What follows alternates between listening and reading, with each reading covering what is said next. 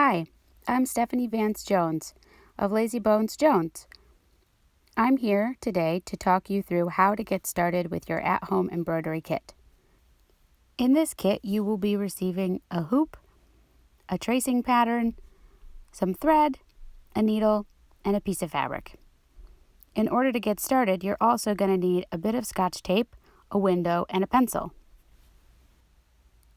Let's start with tracing. To trace your pattern, place your tracing template on the window and fix it there with a bit of tape. Then you can tape the piece of fabric over top of the template. You're going to start by tracing the pattern. Take your time, make sure you get all of the details. As you can see here, I'm going very slowly in order to make sure that I'm tracing all of the parts.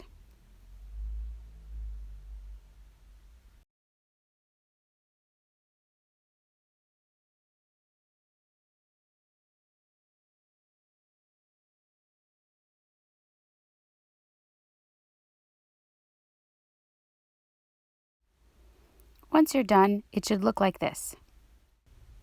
Now, our next step is going to be using your hoop.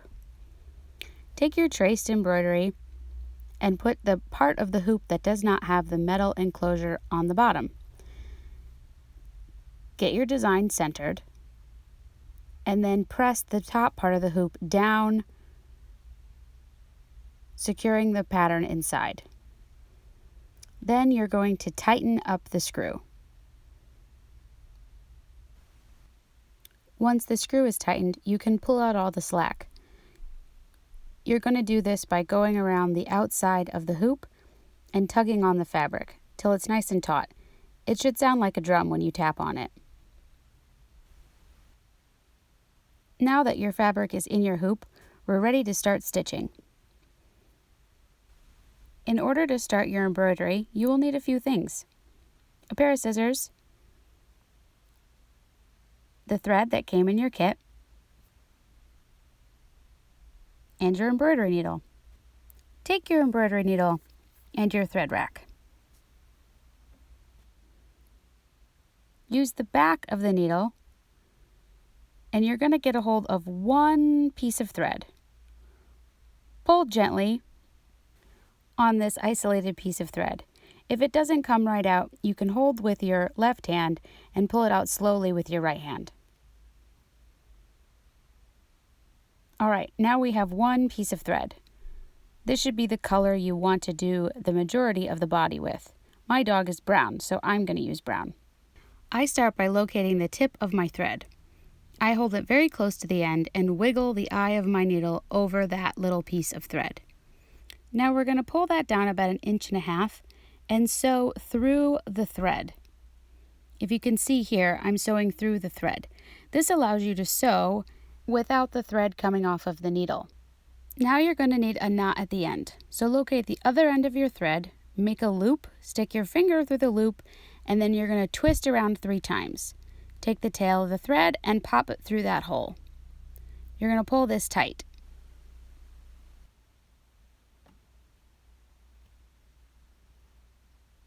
Now, our needle is threaded, and because we sewed through our thread as we sew, the thread will not fall off. This is really great, especially when sewing with kids, because kids tend to not remember to hold on to their thread, and this way they can just keep stitching. Now you can take your scissors and trim off that tail. Let's get started with our back stitch. This is one of the most important stitches in all embroidery, but especially in my patterns. You're going to start by going up from the bottom.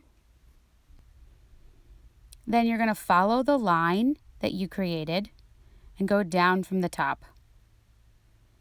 See how this makes a little bitty stitch? Now you're going to go back up from the bottom, but you're going to leave a little gap. Then you go back to fill the gap, going down from the top. See right where that little stitch ends. This is going to connect those 2 lines. So let's do that again. Up from the bottom, leaving a little gap, then go down from the top to fill in that gap. One more time, up from the bottom, then down from the top. See, this is very easy. You're just going to continue to do that, following the line that you created. Up from the bottom, down from the top, just to fill in the gap. Now it's up to you to continue on.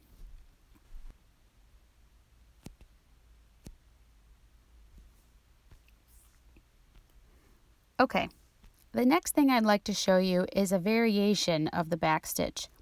This is a good variation for when you do curves or areas that have tight turns.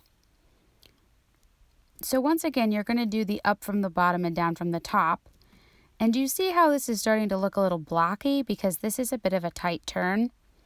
So instead of going up from the bottom and down from the top exactly where you came up, you're going to go down in the center of the stitch. So let me show you.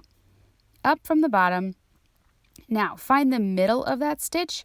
You're going to pull it a little to create a better curve and go down from the top.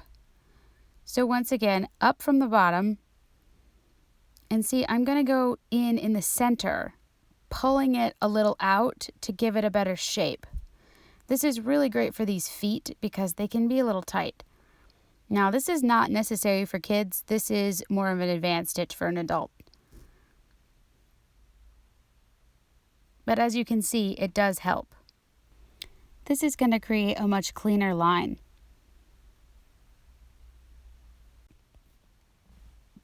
Now let's start talking about knotting or tying off. As you can see, as I keep going, I'm running out of thread. So what you need to do is turn your piece over. You're going to go underneath some of the stitches you've already done. Just underneath them, not through the piece itself, but underneath. Then you're going to pull that, but not all the way. See how there's this little loop left? If you need to pull the loop back, you can with your fingers. Now you're going to take your needle and you want to go through that loop. Right through. And pull that tight. Now you need to repeat that again. You're going to go underneath the stitches right about where you just did. Leave that little loop there and then go underneath or through the loop. Pull that tight. Now you can trim off your thread. So let's recap. We've learned 2 different types of back stitches. We've learned a very basic back stitch to start out with, which is great for kids. And then we learned a more complicated back stitch, which gives you a cleaner line. Now let's talk about the 3rd stitch on our template, the French knot. Now the French knot is used for eyes. So what you're going to do is come up from the bottom, just like you did before. Now you're going to take a little bit of fabric right next to where you went up from the bottom. Take your finger and hold the base of the needle. Wrap the thread around the needle 3 times. Now you're going to hold the base, pull the tip of the needle out, and then you can scoot that thread down. Now you're going to go back down right at the base of that knot. Let's watch that again in slow motion. Up from the bottom, pulling all the way out. Then take a little bitty stitch. Now hold your needle with your thumb at the base of the needle. Wrap once, twice for this eye. Then you're going to pull the needle out, holding from the tip. Make sure you scoot all that thread down. Then you're going to go back in at the base of that knot, pulling all the way through. There you have it, 2 French knots for the eyes. Now you're going to flip over and do your knot that we talked about, your tying off knot earlier. You have to tie off right where you did those, because if you don't, they will fall out. And no one wants a dog that has its eyes falling out. Okay, cooking show moment. Let's talk about finishing up. I have here a finished embroidery pattern, and another finished one, and another finished one. As you can see, you can use your hoop and fabric, needle and thread to make multiple different pieces. Now, If I want to finish up, as in use my embroidery hoop as a frame, what you have to do is select the one you want to use if you only have one hoop. You already know how to load your fabric in, so we're going to do that again. But make sure this time you get it exactly where you want it, perfectly in the center. Tighten up that key as tight as it will go. Pull out all the slack so that it's nice and taut. Remember, like a drum when you tap on it with your finger. So you want this nice and centered, perfectly taut. And tighten that key one more time. It really needs to be as tight as possible. Now, you can do this one of two ways. You can use some glue, and you can run glue around that edge, then tuck the fabric in to stick to the glue.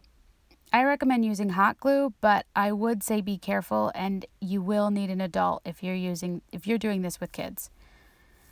Now, if you don't want to deal with the mess, the easier method is to just trim it. And like I said, if you are doing this with children, it's just something fun and simple to get them crafting during this time of crisis. Make sure that key is super tight, and all you have to do is trim this with a pair of scissors. So see, as I'm trimming as close to the hoop as possible. Now, I will say this, once it is trimmed, it cannot be untrimmed. And if you do take it out of the frame, the probability of you being able to get it back into the frame is slim to none. So make sure there's no buyer's remorse on this one. Or should I say trimmer's remorse? Anyways, so that's it. Your finished embroidery piece. If you have questions or comments, please feel free to reach out. And if you're looking for more patterns, please go to LazyBonesJones.com for more digital downloads and embroidery kits. And remember, stay home, stay calm, and stitch on.